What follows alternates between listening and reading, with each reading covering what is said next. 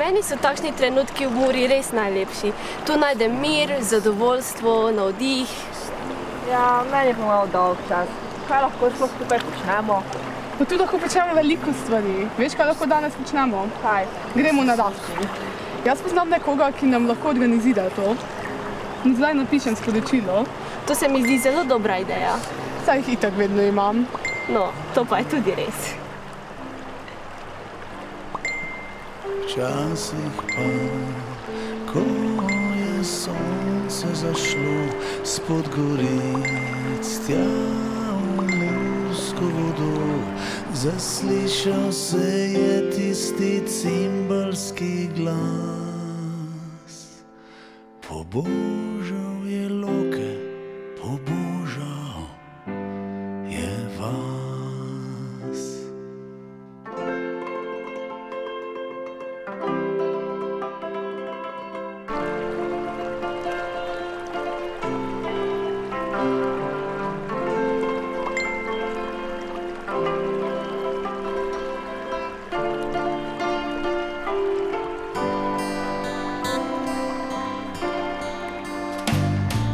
Da si znal srečati 4 možje z violino in brki in kar zraven gre. In če si ženil si hčerko ali 2, gosli in bajs so ti zbrusli pete. Kako je super, kako dolgo pa traja spust? Mi bomo raftali sicer 3 ure, ampak za celotno dolžino reke Mure bi potrebovali najmanj en dan. Z veržejske strani baje se jih sliši igrati glasno, tam v meglicah nad Mursko vodo. Naša pokrajina bi bila brez Mure verjetno popolnoma drugačna. Le zakaj je temu tako? Rečni ekosistemi so vir življenja. Živa bitja delujejo za človeka na taki način, da mu zagotavljajo, se pravi, pomagajo pri čiščenju pitne vode in pri vseh drugih ekosistemskih storitvah. To je od zagotavljanja rodovitnih tal, čistega zraka, potem konec koncev tudi lesa in pa tudi, kar se tiče rekreacije, preživljanja prostega časa. Namreč gre za zadnjo nižinsko reko v Sloveniji, ki še ni pregrajena s hidroenergetskimi jezovi, kar se tudi pol kaže v bogastvu narave, ki še vedno tukaj prisotna. Taki ekosistemi, kot je reka Mura, izjemnega pomena, saj to so zadnji ostanki še, ki obstajajo na tem svetu. Glej, koliko živali srečamo ob reki Muri. Ptice, kačje pastirje, ribe, bobre, vse, kar ti srce poželi. Od biodiverzitete kar žubori. Ni čudno, da se ljudje radi sprehajajo ob reki Muri. Pa Lara, če ne veš, da nameravajo na Muri zgraditi hidroelektrarno. Če se ti načrti uresničijo, lahko pozabimo na biodiverziteto in turizem.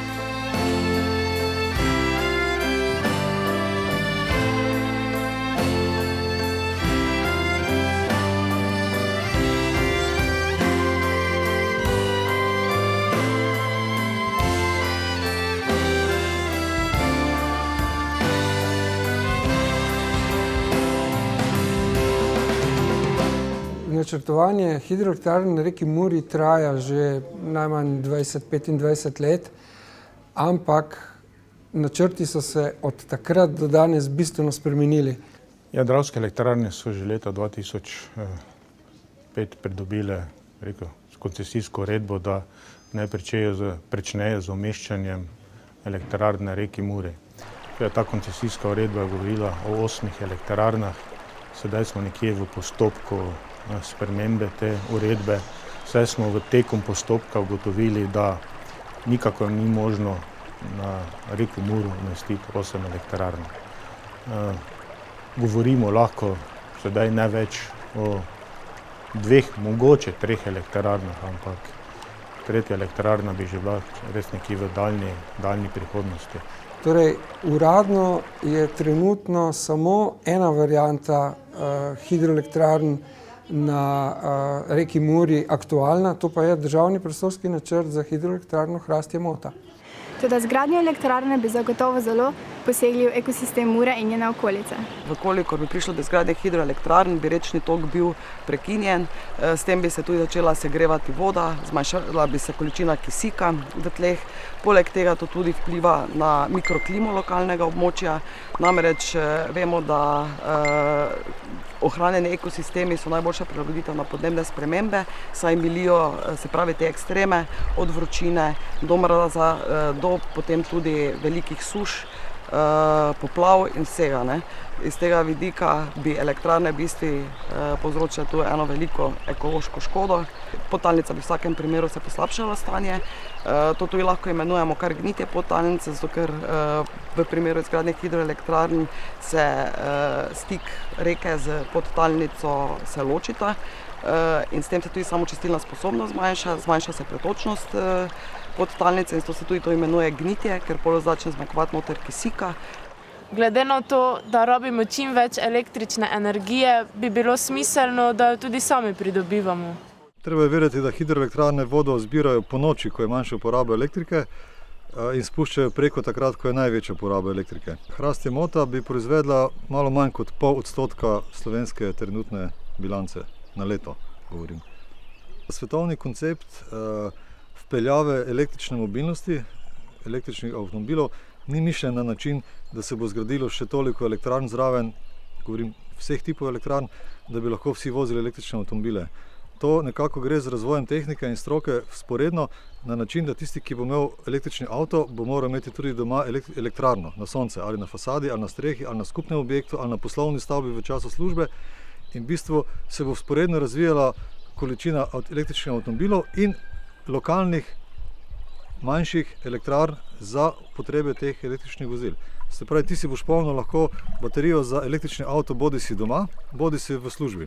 Ob predpostavki, da bi vsa vozila čez 10-20 let bila električna, se ne izide tako hitra dogradnja elektrarn, ker za te več ni prostora, niti kapacitet in tudi nova omrežja bi bila potrebna. Gotovo bi bila elektrika cenejša, če bi tu zgradili elektrarno. To pa najverjetneje ne. Se ne gre za to.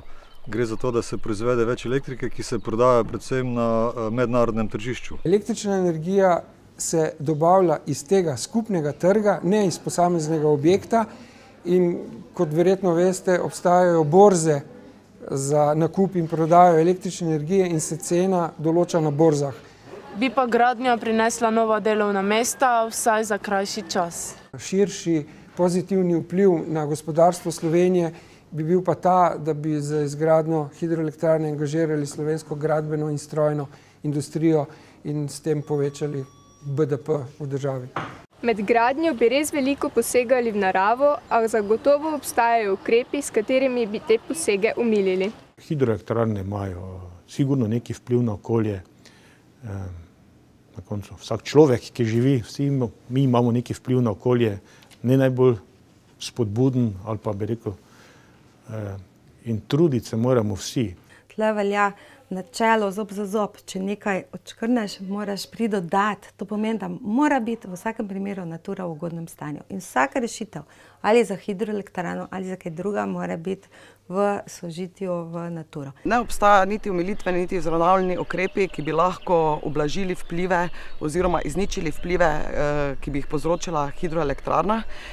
Bi lahko recimo do neke mere na kakšne dele ekosistema dejansko mogoče zmanjšale vplive te škodljive elektrarn, vendar rečnega ekosistema se ne da nadomestiti niti umiliti, kar se tiče od naravne dinamike in vseh teh procesov, ki so zraven povezani, se pravi tudi prečiščevanje vode, ohranjanje dovolj kisika. To tudi se kaže na območjih, kjer elektrarne so, kjer morajo recimo podtalnico bogatiti s kisikom zaradi elektrarn in to tudi povzroča za lokalno prebivalstvo velike finančne posledice. Ste slišali, da hidroelektrarne nudijo večjo poplavno varnost? Za izgradnjo vseh elektrarn, kar imamo tudi primer na spodnji Savi, tudi na Dravskih elektrarnah, hočeš ali nočeš, je v prvi fazi sigurno tudi večja poplavna varnost. Treba je vedeti, da gorvodno od zajezitve, se pravi, kjer so pregrade narejene in nasipi, lahko do neke količine vode kontroliramo poplavno varnost. Ker se dogaja v zadnjih 10-20 letih veliko velikih voda, Skratka, tisti, ki so se nekoč zgodile enkrat na 100 let, morda se zdaj dogajajo vsakih 5 let, je vprašanje, če ne bi bile te vode prevelike. Tudi za gorvodno, oziroma v področju zajezitev. Dolvodno pa vsekakor elektrarne povzročijo poslabšanje poplavne varnosti, ker namreč, ko enkrat ta voda pride preko, takrat spodaj zelo intenzivno teče.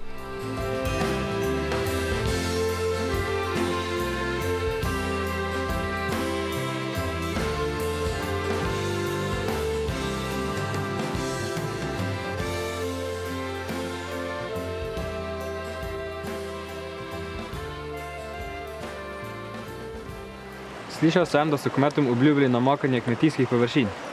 Ampak si kdaj pomislil na slabe vplive na kmetijstvo? Sam bi rekel, neposredni vpliv na rodovitno zemljo kot take nimajo. Sigurno se bi povečale možnosti namakanja. Jaz mislim, da na kmetijstvo razen tega, da bi omogočili točke za namakanje, ker hidroelektrarna bi imela v svojih ureditvah predvidene tudi točke za odjem, za namakanje kmetijstva. Ampak to bi morali potem naknadno kmetijci seveda še zgraditi, ne? Ja, eno je neposredni vpliv in recimo zaradi izgradnje, vkolikor je prišlo to v primeru Hrastje Mota, bi bilo izgubljenih kar cirka 37 do 40 hektarjev kmetijskih zemljišč, ker pa povzroča tako veliko škodo tudi na naravi, bo treba te vplive pač izravnati. Čeprav to ni zagotovilo, da bodo se vplivi izravnali in v tem primeru bojo morali nadomeščati vsaj 360 hektarjev kmetijskih zemljišč bi morali pogozditi. Tako da je v bistvu izgubljenih 400 hektarjev. Podtalnica je tukaj že tako ali tako nizka. Kaj se bo zgodilo z njo? Problem je tudi, da se reka Mura sedaj zaradi elektrarn, ki so na avstrijski strani in bi rekel, ni več plodonosna, se zmeraj globije, bi rekel, vrezuje svojo strugo v teren, torej se njen nivo znižuje. Z elektrarnami kot takšnim bi ta nivo ohranili. Predvsem zaradi tega, ker se stabilizira struga in se dvigne nivo, se lahko podtalnica potem dvigne. Vendar morajo zaradi tega biti zelo, zelo dobre tehnične rešitve. To pomeni, da moramo v vseh fazah načrtovanja že zdaj, ko se delajo plani in pa potem v projektiranju paziti na Ministrstvo za okolje in prostor in pa na Agenciji Republike Slovenije za okolje, da so te rešitve res pravilno narejene, tako da bodo ti ukrepi izvedljivi in izvedeni na tak način, da so ti učinki doseženi. Tudi bi pa imelo vpliv glede podtalnice, namreč nekje bi se podtalnica dvignila, nekje bi upadla in tam, kjer bi podtalnica upadla, bi seveda imeli pridelovalci oziroma kmetje velike težave z sušami. Kar pomeni spet finančne posledice, namreč morali bi namakalne sisteme vzpostaviti in pa vemo, da vkolikor bi bile hidroelektrarne, bi morali tudi odkupovati vodo od hidroelektrarn z teh akumulacij. Ta voda ne bi bila zastonj.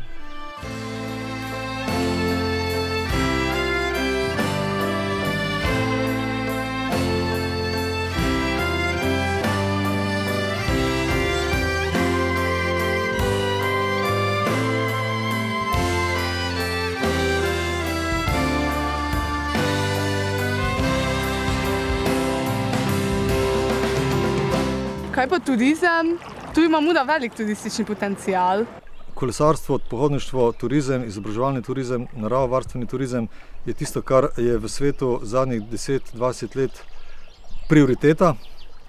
Moramo vedeti, da potovanja v kraje, kjer je vedno več vojn, se občutno zmanjšujejo in se ljudje želijo rekreacije in turizma doma. In taki kraji, kot so tu, na tem področju Mura, Drava in naprej Donava, so v bistvu tako rekoč zadnja oaza v Evropi in sem prepričan, da bo v naslednjih desetletjih evropski turizem baziral samo na takih krajih.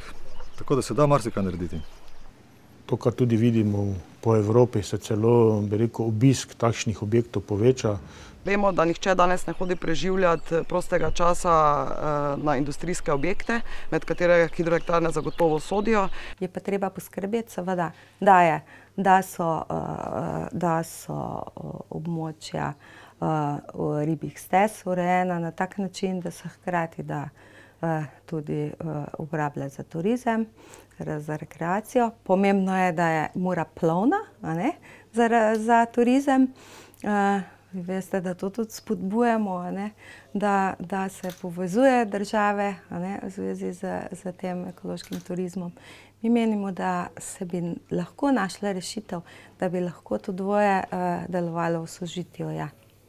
Pa zakaj bi ljudje sem hodili gledati hidroelektrarne, pa to sploh ni nič novega. Mislim, da bi ljudje raje uživali v naravi.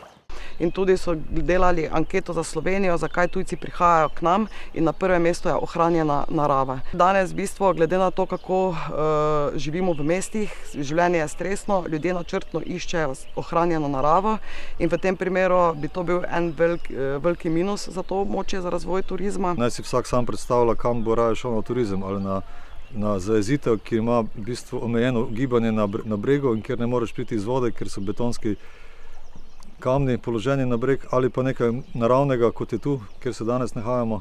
Večina turizma se odvija v ohranjenih področjih, kjer je narava še takšna, kot bi naj bila, ne pa tam, kjer je urbanizirana.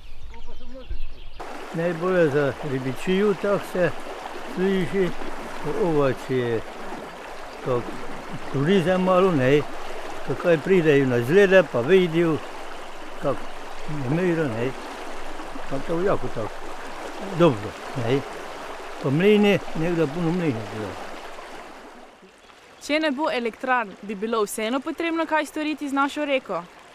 Če hidroelektrarn na Muri ne bo, bo treba zagotoviti dvig podtalnice z drugimi ukrepi in pa tudi v tem delu Muro malenkost preoblikovati, odpreti rokave in izvesti druge ukrepe za izboljšanje stanja.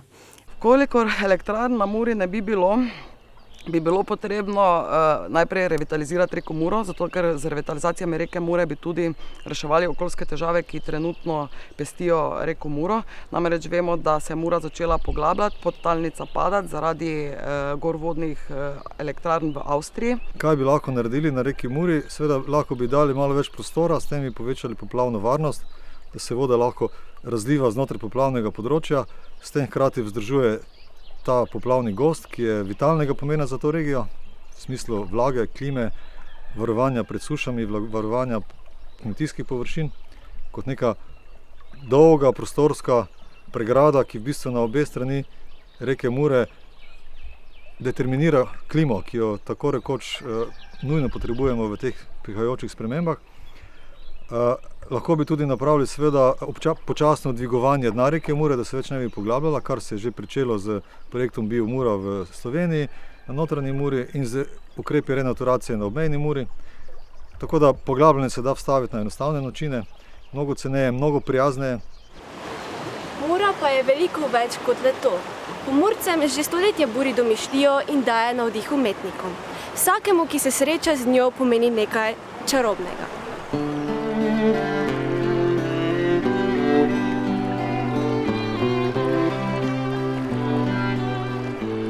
Osebno pomeni meni, da sem ti malo, odnegdaj sem to tudi bil, ne, pa se mi zdaj tudi si mislim, da sem zdrav, pa sem malo tudi razvedrili, ne, med ljudmi, pa odnegdaj to že je, kako pomeni nazaj, od 13 leta, da sem tudi tako na mirju živel. Torej, meni reka Mura ne pomeni nič več, niti nič manj kot recimo reka Soča ali pa reka Krka. Vse tri so lepe. Velikokrat obiščem Muro, pomeni mi en tak miren prostor za doživljanje narave in ena osrednja žila za to območje. Tako da se na ministrstvu zelo trudimo, da ima takšen status, kot si ga zasluži. Vedno se z veseljem podam ob reki Muri, namreč tukaj najdem tudi vrste, ki jih nikjer drugje v Sloveniji ne morem najti. In to so tudi izjemno ogrožene vrste, ki kot naravovarstvenika vedno navdušujejo in te osrečujejo, še posebej, ko se večkrat vrneš na isto mesto in vidiš, da so še vedno tukaj. Osebno pa mi je to v bistvu nekako beg pred civilizacijo, kjer se sprostim in me ponovno napolni z energijo, da lahko delujem naprej v tem svetu stresa in džungle betonske. Zdaj, ko tu sedimo na vodi, slišimo in čutimo žuborenje. Sam se zelo rad vozim in tudi moja soproga, žena, se zelo rada vozi v kajakom po reki Muri. S prijatelji se peljemo večkrat z raftom. Po Muri, v Dravo in po Dravi še naprej, proti koncu Hrvaške. Po zimi hodimo na sprehode. Ko ni komarjev, po zimi, ko se marsikaj vidi drugače kot poleti, v vseh letnih časih se v bistvu gibljamo po celotni Muri na obeh straneh. Pomeni mi na nek način povezavo s temi kraji. Spomin na nekaj, kar je bilo in kar še bo in kar nas napolnjuje z mirom. Meni je tu kontemplacija. Rabim to modro nebo, to zelenje, to vodo. Brez tega se ne predstavljam življenja. Današnji grabezljivi čas nam je že preveč nanjezel. Vsem. Tudi nam, Pomurcom, ljudem ob tej reki, ne? In bar mure na najne zeme, ne? Mislim, da vse, kar bo ta pokrajina v prihodnosti, v gospodarskem smislu, v kulturnem, identitetnem, materialnem, duhovnem, torej, more in lejko temelji na nekaj temeljnih kamnih, ki so nam še ostali, tisti redki, in ena od teh je prav gotovo neokrnjena in takšna, kot je zdaj, Mura. Zato vsi, ki si jemljete pravico odločati o prihodnosti reke Mure in spreminjati pokrajino ob njej, polagamo vam na srce. Razmislite, preden bo prepozno. Čez nekaj mojih let se vidiva, ne odnašaj prehitro. Mora mojih dni, obrni, še kamen dva.